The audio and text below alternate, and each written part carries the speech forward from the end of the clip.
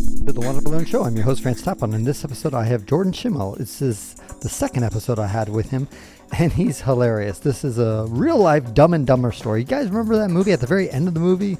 That whole scene? Well, I'm actually going to play for it in the middle of the podcast. We'll take a break, and then I hope it helps you visualize what's going on. But it's a very funny, short podcast we have to show that, sometimes the best stories in travel are the funny ones, the ones where we're idiots and we're stupid and we do things that really just makes no sense in retrospect. But at the time, it makes a whole lot of sense. Anyway, hope you enjoy it. Again, go to the Travel Tribe X podcast to subscribe to it, help out Jordan.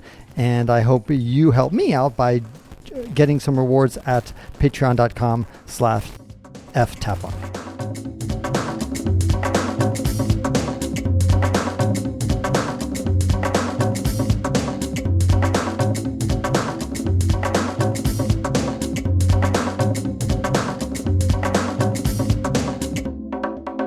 Tell me some other surprising lessons that you learned from podcasting and interviewing all these adventurers, things that you kind of like, didn't think about that. Yeah, so the fear was one thing. The other thing I really like is that people just kind of get ideas from like out of nowhere. His name's Captain Boogie. He ended up cycling from northern Scotland or Ireland, somewhere in the North UK, all the way to South Africa. It was a 13-month journey. And it kind of came from one of his friends that had passed away, and he realized, time was just passing away and that this was something he wanted to do. And so that kind of was the catalyst for him to take this 13-month cycling trip. And one thing I did all these podcast interviews, and I was like kind of living through these people and their journeys, and so I decided this summer that, I've always wanted to do a cycling trip. So why wouldn't I do one? Why am I not the person doing this? And so this summer I also did a trip across Poland, about 1,200 kilometers, took me about 16 days. And it was fantastic. Like it was everything I heard in the podcast about how perception just changes. You become so present. You just wake up, drink coffee, and you're just cycling and you're meeting people. It's a different way of traveling that I've really, really come to enjoy this summer by doing a cycling trip. And I want to do more in the future because it just makes you feel more present. You're just kind of just seeing the sights. You're feeling everything. The weather is, you're in tune with the weather because if it's raining, everything's kind of disrupts. So that was kind of one thing as well. As me personally, I took away is that, hey, I shouldn't just be listening to these stories. I should actually also be doing these things as well. Personally, were you there during the Ukraine war? Yeah, actually, it was an interesting time. Now cycling was interesting because there's a lot of tension between how's it say in English? Is it Belarus? And Poland. So there's like this hybrid warfare going on, I guess, where there's a lot of migrants being sent from Belarus to Poland. And so that whole border now is filled with border control by by Poland. And they also have their own, they built a wall there as well. So I didn't know it, but you needed a passport within 50 kilometers of the border, just so they can make sure that you're not a migrant, that you're supposed to be in Poland. And I also roughed it, so I was like sleeping in the woods on a hammock. So I just took a hammock, and that's all I was sleeping on. And so it was a really interesting experience being out in the wild as well. I actually have a funny story. There was, I think, the sixth day it was raining outside, and it was cold, and I had just done 90 kilometers, and I was like, maybe I'll just get an Airbnb for the night. And it's like 8:00, the sun has just set, and I'm in a small little town in the Missourian Lakes is where this region is called in Poland, where there's a ton of lakes, kind of a little bit like Minnesota. It's really, really beautiful. And this lady comes out and for this pension, this Airbnb, and she's beautiful. She's got to be like in her late 20s, blonde hair, got this little white dog in her hand, and there's these glass windows behind her with candles. She's like, "Oh, you're in luck. Like I had 11 people that were supposed to reserve for today, but they just canceled. We have a hot shower. We have a huge queen size bed." No. The better story would be like, "We're full, but there's space in my bed." Yeah. Well, that's where I thought the story was going. I'm like, oh, no one's there, huh? It's just us.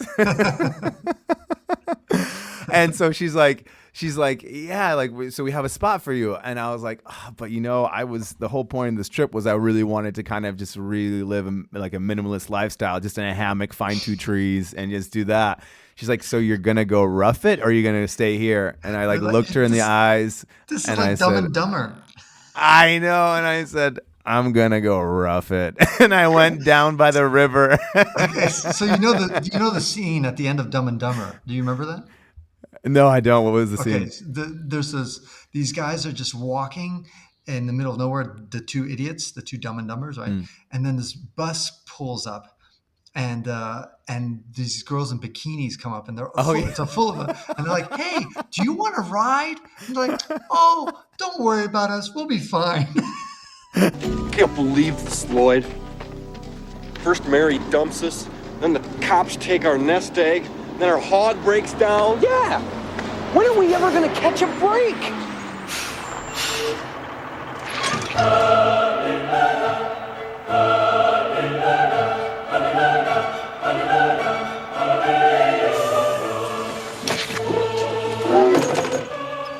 Hi, y'all. Hey allihopa! Hey, guys. We're going on a national bikini tour, and we're looking for 2 oil boys who can grease us up before each competition.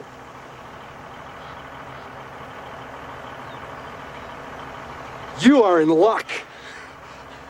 There's a town about 3 miles that way. I'm sure you'll find a couple guys there. Okay, thanks. Bye. Hej då!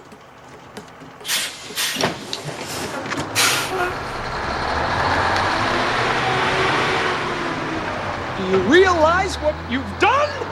Hey! Lloyd! Lloyd!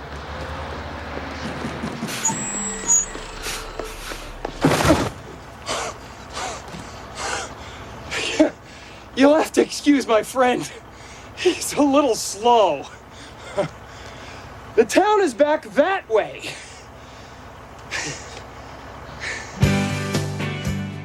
Yeah, I remember that.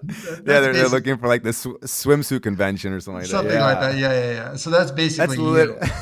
That was me. Yeah. She's like, oh my gosh, I have a warm meal. I'm just all alone in this house. I have a jacuzzi. And I'm like, no, I'm going to go sleep by the river where it's raining. And in the morning, I woke up and some homeless man was asking me for money.